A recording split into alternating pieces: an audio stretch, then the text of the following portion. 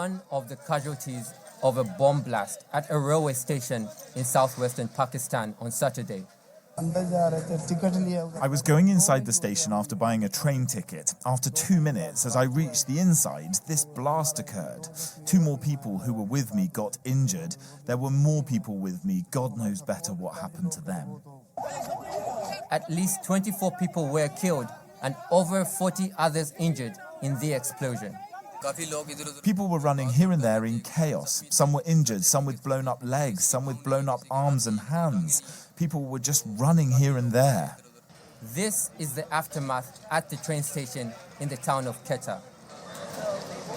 The attack was claimed in a statement emailed to Reuters by the Baloch Liberation Army.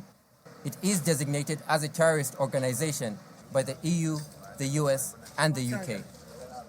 Authorities say it appears to have been a suicide attack.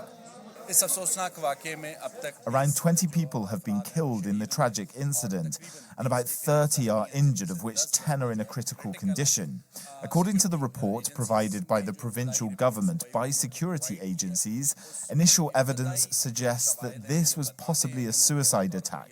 However, the final report is still awaited.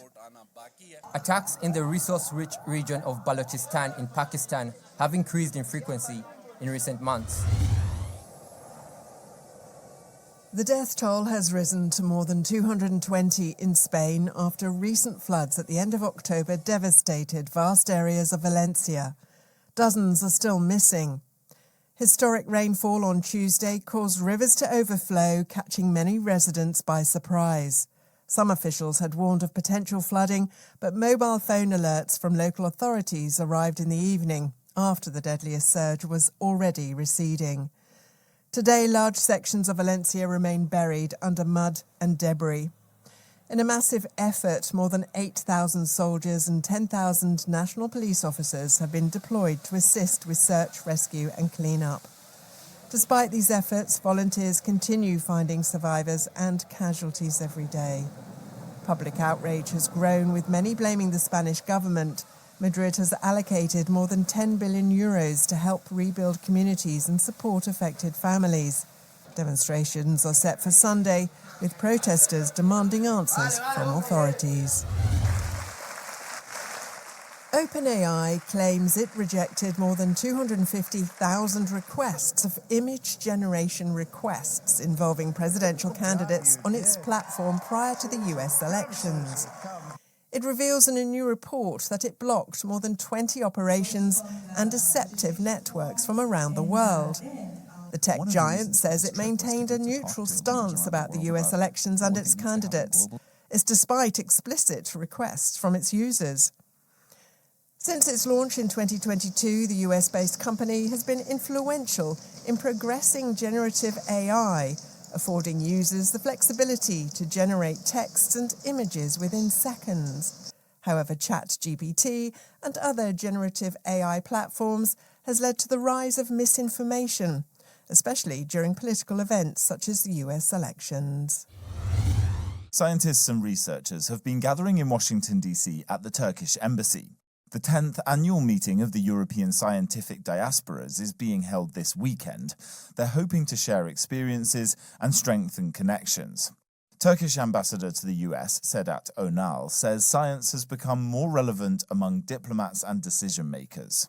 And now, at a time when we are at the threshold of artificial intelligence age, a transformative age, and we at the same time need to tackle global issues like climate change, pandemics.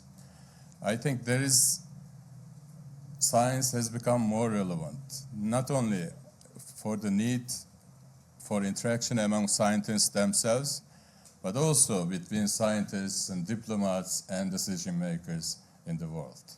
He also added that while there are around 9,000 Turkish citizens in the US studying science, the country is committed to encouraging more people to get involved. Today, Turkey is hosting 5 services centers in 3 of its largest cities, Istanbul, Ankara, and Izmir. With these service centers, we aim to assist researchers from around the world by helping them make informed decisions about their career paths, providing them with information on research jobs and funding opportunities in our country.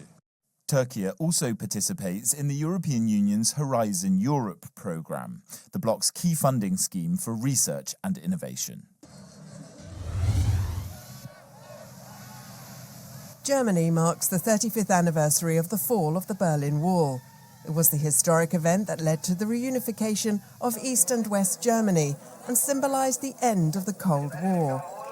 At a press conference on the evening of the 9th of November 1989, East German official Günter Schabowski made an unexpected announcement in response to a question about travel restrictions.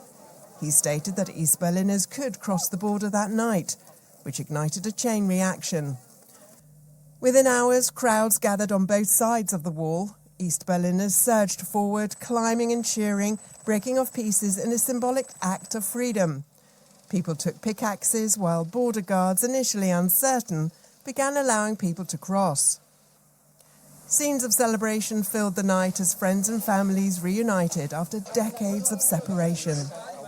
Days later, cranes and bulldozers arrived, signalling the dismantling of the wall and the beginning of a new chapter for Germany and Europe.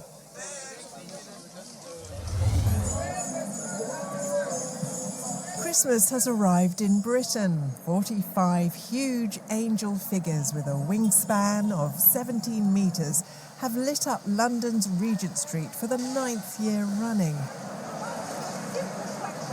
The spirit of Christmas is the theme for this year's display. The annual festivities all began 70 years ago in 1954. Tourists and shoppers can see them from this weekend.